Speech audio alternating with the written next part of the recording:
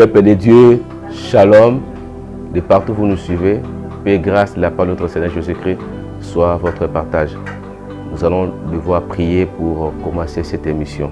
Seigneur, nous te disons merci pour l'occasion favorable que tu nous as donnée de nous approcher devant toi pour apprendre à tes pieds, comme Marie qui avait choisi la bonne part. Parlez-nous, Seigneur, nous voulons écouter ta parole. Permets qu'au travers de cette parole, nous puissions grandir, te connaître davantage dans une dimension beaucoup plus approfondie. Et glorifie Jésus par le Saint-Esprit. Amen. Une fois de plus, bienvenue à ces nouveaux numéros et consacrés à l'enseignement sur l'adoration. Je vais faire une petite récapitulation. La fois dernière, nous avons expliqué, soit nous avons défini qui est un adorateur.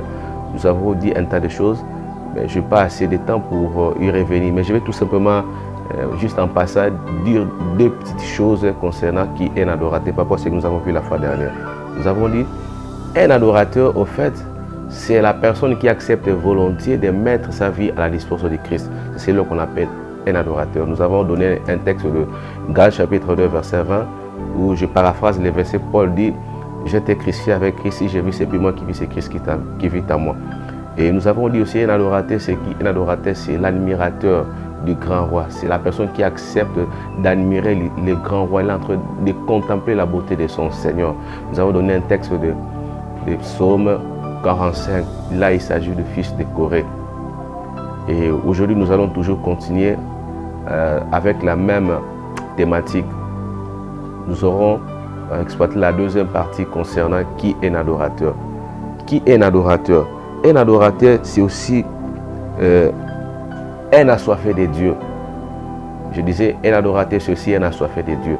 Si nous lisons Psaume 69, strophe 10, la partie A, là, le psalmiste nous dit ceci: les ailes de ta maison me dévorent. Les ailes de ta maison me dévorent. Dans la version française courante, la Bible dit ceci: l'amour que j'ai pour toi me presse, l'amour que j'ai pour toi me consume comme un feu. L'amour que j'ai pour toi me consume comme un feu.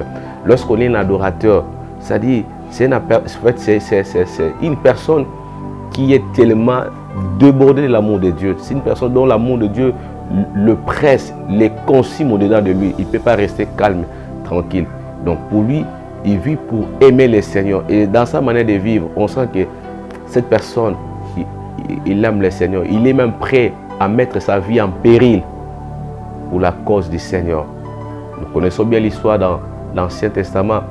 Les trois amis de Daniel, Meshach, Abednego et Shadrach, dans la fournaise ardente, ils ont risqué, ils ont mis leur vie en péril. Ils n'ont pas voulu se prosterner devant la statue du roi de l'époque. Ils se sont dit, comme nous aimons le Seigneur, donc pour nous, l'amour de Dieu nous consume. Nous ne pouvons jamais accepter de nous prosterner devant une personne, devant une statue. Pour nous, nous aimons le Seigneur, c'est ce qui compte. En fait, c'est celui-là qu'on appelle un adorateur. Un assoiffé de Dieu. Il peut prier maintenant, mais après quelques minutes, il ressent encore dans son cœur ce désir ardent, cette soif de s'approcher de Dieu. Il y a un texte, encore toujours dans l'Ancien Testament, Psaume 42, là où le fils de Corée dit ceci: comme une biche soupire. Je préfère que nous puissions rapidement lire ces versets. Psaume 42. Psaume 42. Et à partir du deuxième verset: comme une biche soupire après des courants d'eau, ainsi mon âme soupire après toi, ô Dieu. Verset 3: mon âme a soif de Dieu et du Dieu vivant. Quand irai-je et paraîtrai-je devant la face de Dieu? C'est-à-dire, il donne une illustration, il dit comme une biche soupire après des courants d'eau. Donc c'est fait de cette manière que mon âme a soif de toi. Donc un désir ardent de la présence de Dieu. Bien aimé, des fois nous ne s'approchons pas seulement de Dieu pour lui demander de nous faire du bien, demander de répondre forcément à nos préoccupations. Soit nous avons besoin qui donne le travail, les enfants, je ne sais pas quoi.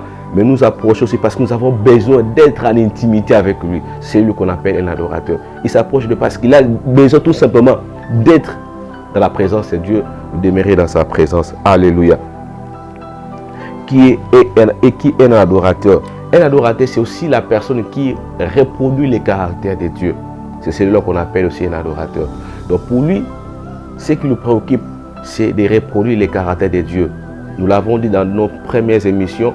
Et que, donc, il y a un texte basique par rapport à ça. Nous avons donné les textes de Galates chapitre 2, verset 20. Pardon, le texte de Galates chapitre 5, le verset 22, où on nous énumère les fruits de l'esprit. En fait, c'est ce que nous appelons les caractères de Dieu. Être comme Dieu, parler comme Dieu, aimer comme Dieu, patienter comme de dos, reproduire les caractères de Christ. C'est ce qu'on appelle un adorateur. On doit les sentir dans sa manière de parler, on doit les sentir dans ses réactions. Il n'est pas violent, il n'est pas quelqu'un qui est tout centré sur sa propre personne. Donc ce qu'il cherche, c'est vouloir faire connaître la personne de Christ qui vit en lui. C'est celui qu'on appelle un adorateur. Dans son caractère, on sait que cette personne, il vit pour le Seigneur. Cette personne, il reproduit les caractères de Dieu. Dans Matthieu, Jésus dit, soyez parfaits comme votre Père est parfait. Soyez saints, soyez bons comme votre Père est saint. C'est celui qu'on appelle un adorateur.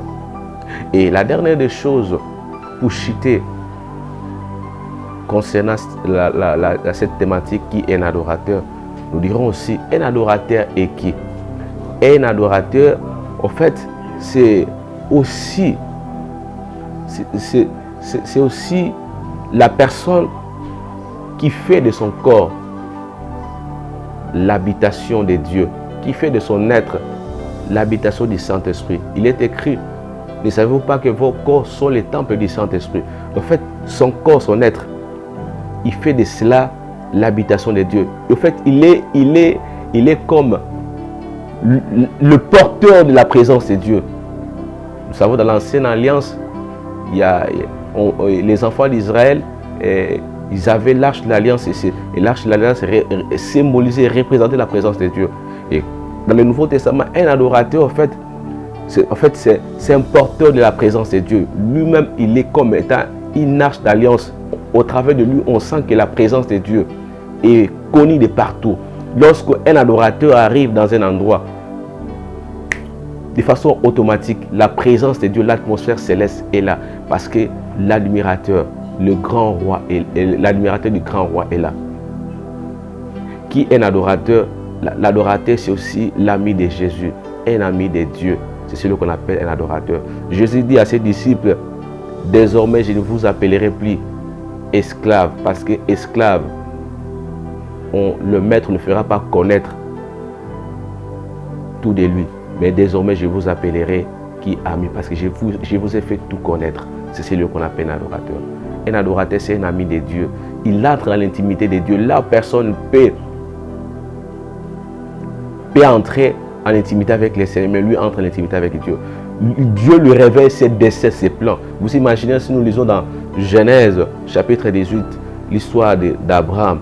Abraham, un véritable adorateur. Lorsqu'il a vu ces trois hommes, il a eu la révélation, il s'est dit, ce ne sont pas des hommes de façon ordinaire, je dois me prosterner. Et c'est pendant ces moments-là d'entretien, lorsqu'il a que ces hommes, il a eu des révélations pour ce qui allait arriver dans le jour à venir concernant ces deux villes de Sodome et Gomorrhe. Parce qu'il était un adorateur. Ma prière de ces jours, de ce soir, de cet après-midi, de ce matin, ça n'est pas l'heure à laquelle tu es en train de nous suivre, et que tu puisses être réellement un véritable adorateur, que tu sois un amoureux de Jésus, et que tu sois, si tu as soif de Dieu, tu ne t'approches pas de Dieu parce que tu as un besoin matériel, tu ne t'approches pas de Dieu parce que tu as besoin d'exposer tes problèmes à Dieu, mais tu t'approches de Dieu parce que tu as ces désirs ardents, comme nous l'avons lu dans Psaume 69, strophe 10. Donc pour toi, l'amour de Dieu te consume et tu as besoin d'être en intimité avec le Seigneur. Pour toi, tu te dis, comme je suis un adorateur, je suis l'ami de Dieu, j'aime le Seigneur, l'amour de Dieu me presse, j'aime le Seigneur, je suis prêt à mettre ma vie en péril. Voilà l'enseignement de ces jours. Qui est un adorateur? Et nous bouclons complètement ces chapitres.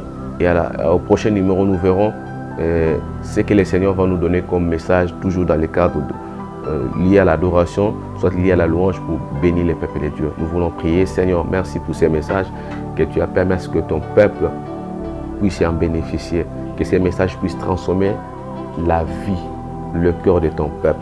Tu dis dans ta parole, désormais, tu vas nous donner un nouveau cœur.